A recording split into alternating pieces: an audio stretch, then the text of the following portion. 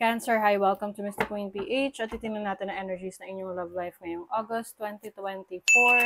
If you are interested in private readings, meron tayong link sa description at sa pinned comment. Paki-check nyo na lang yung information kung paano mag-book for a private reading.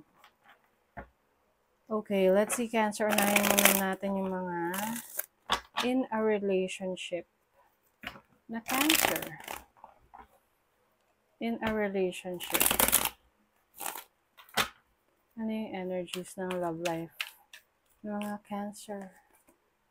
Two of Swords. Nako, meron ditong nagkakalabuan. Nagkakalabuan, Cancer. Bakit? I see someone na hindi ganun ka-supportive, no? Sa kanyang person. So, pwedeng yung person mo, hindi siya ganun ka-supportive sa'yo. Or ikaw, hindi ka ganun ka-supportive sa person mo. Parang nagkakaroon na ng lamat yung inyong relationship. Hindi ka na sure sa nararamdaman mo. Hindi na rin siya sure sa nararamdaman niya.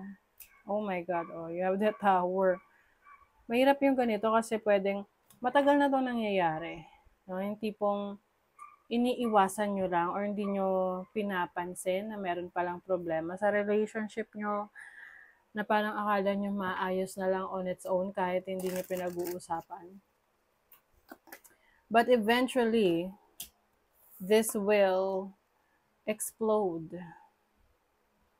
Pwedeng isa sa issue ninyo may kinalaman sa pera o kaya hindi kayo nakakapagbigay na ng sapat na panahon, oras sa isa't isa.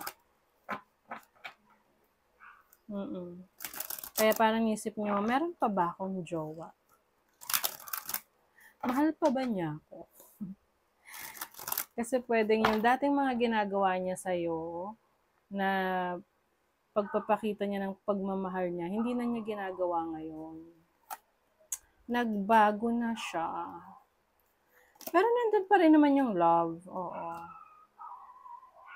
And I think, no, the moment na pag-usapan nyo to, the moment na maging open kayo sa isa't isa, sa nangyayari, kumbaga, di ba, pwedeng hindi nyo pinapansin. Tapos, meron dito isa na mag-bring up, pwedeng ikaw na, since ikaw yung nakakarinig nitong reading na to. I-open up mo yung expectations mo sa person mo, ano yung mga nagbabago, ano yung kailangan ayusin. Makikinig naman siya eh. Oo, ayan o. May magbabago. Five of Swords. Naku, pwedeng magkaroon rin dito ng sumbatan. Oo, sasabihin niya, ikaw nga eh. Kaya naman ako naging ganito kasi ganito yung ginawa mo. Or ganito rin yung hindi mo ginagawa. Nako. So, mahirap pa ganyan kasi kung meron ditong mataas yung kanyang pride, no? Hindi siya tumatanggap ng kanyang mga kakulangan, mga pagkukulang. Pwede tong mauwi sa away. Integration, union. Meron ditong gusto na ayusin yung relationship. Meron man dito na parang mataas ang pride. Yun ang mahirap dyan kasi dapat pareho kayo in alignment sa gusto nyong mangyari sa relationship. Hindi pwedeng isa lang. Ayan.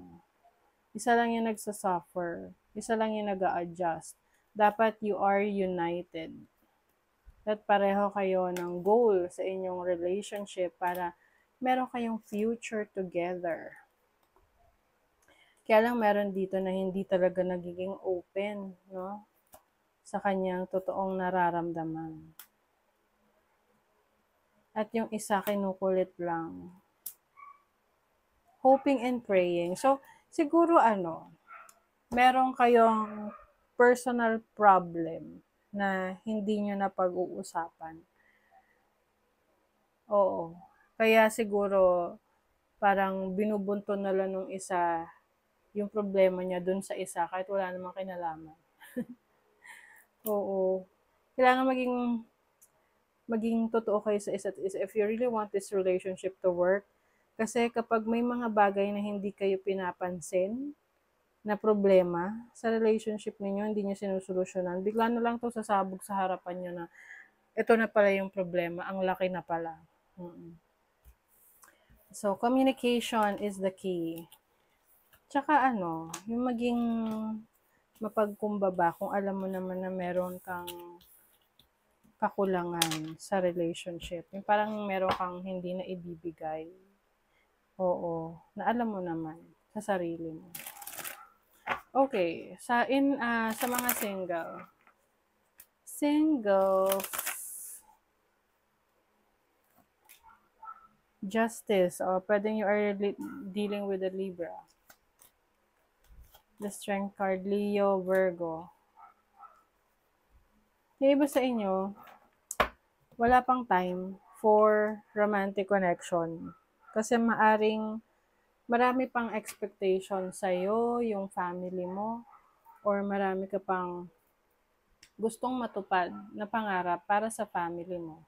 I mean, there's nothing wrong with that. Kasi syempre, may mga pagkakataon talaga na kailangan tayo, kailangan yung suporta natin ng ating mga pamilya.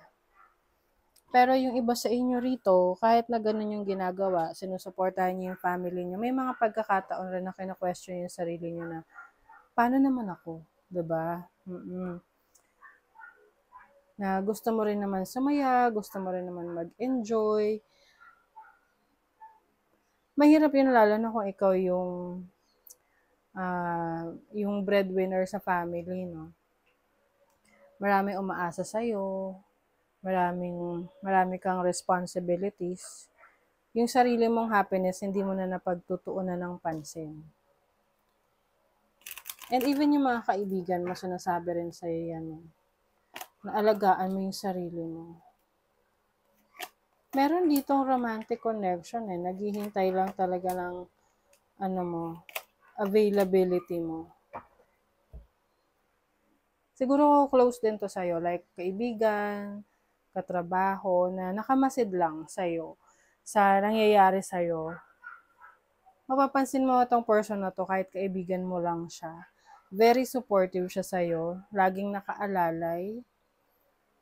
So, maaring in the future, ito yung person na makatuluyan mo. Na eventually, gagawa siya ng paraan para maging very close kayo. Siguro kasi itong person na to, hindi rin niya pa kaya ngayon na panindigan ka. Parang, ang kaya niya lang is supportahan ka sa mga ginagawa mo, supportahan ka sa ine-explore mo sa buhay. But not to the point na kaya niyang magbigay ng commitment sa'yo. Ayan importante sa kanya na meron kayong solid foundation sa inyong relationship. Divine intervention. Pero alam nyo, kung if you are really meant for each other, gagawa ng paraan ng universe na maging maayos yung situation ninyo. And eventually, you will have your own. Like, you will be together. Ayan parang meron kayong soulmate connection, like energy ng past life connection. Dinideny nyo lang. Pwede kasing alam nyo na sa ngayon, conflicted pa yung situation niyo. Pwede hindi ka pa ready, hindi pa rin siya ready. Ang importante, you are there for each other para wala masyadong expectations, di ba? Hintayin nyo na lang yung tamang panahon. Ayan, romance. Lavish the one you love with personal attention and affection. Definitely there is romance. Yung iba lang, hindi lang talaga pinapansin sa ngayon. Pwedeng may sarili pa kayong problema or issue na kailangan nyong harapin kesa sa kung ano yung meron kayo ngayon. So, ang importante is you show your care to your person, kung sino man to na very close sa'yo ngayon. And eventually, kapag okay na lahat, things will fall into place. And you'll be together and you will have your own relationship rin. Para nga tong mauuwi pa sa ano to, seryoso talaga, no? Family. Okay? So, that is your reading, Cancer. Thank you so much. Bye!